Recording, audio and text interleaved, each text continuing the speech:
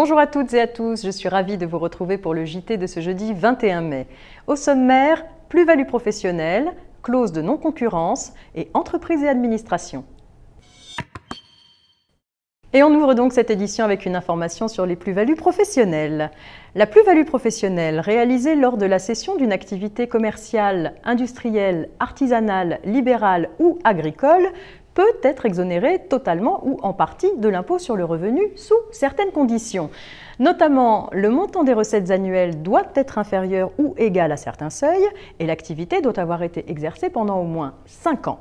Les juges ont décidé que pour le bénéfice de l'exonération d'impôt sur la plus-value de cession de la clientèle d'un avocat, la période pendant laquelle un avocat stagiaire effectue son stage professionnel n'est pas comptabilisée pour calculer la durée minimale d'exercice de l'activité pendant 5 ans.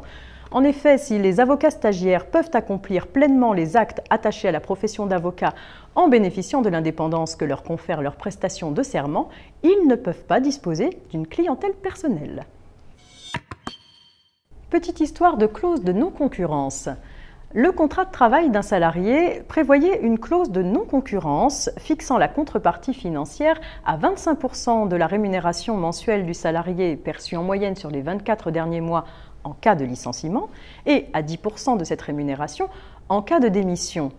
Cette clause est-elle valable ? Cette clause de non-concurrence n'est pas nulle, mais la Cour de cassation confirme que doit être réputée non écrite la minoration de la contrepartie pécuniaire dans le cas d'un mode déterminé de rupture du contrat de travail, en l'espèce en cas de démission.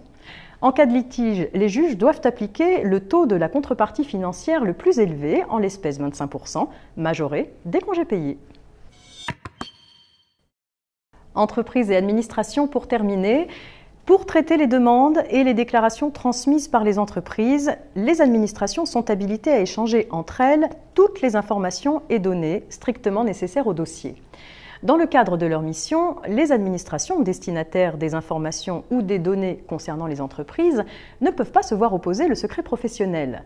Lorsque les informations ou les données nécessaires pour traiter la demande présentée par une entreprise peuvent être obtenues directement auprès d'une autre administration, l'entreprise sera désormais dispensée de produire certaines pièces justificatives à l'appui de sa demande. Un décret à venir fixera la liste de ces pièces.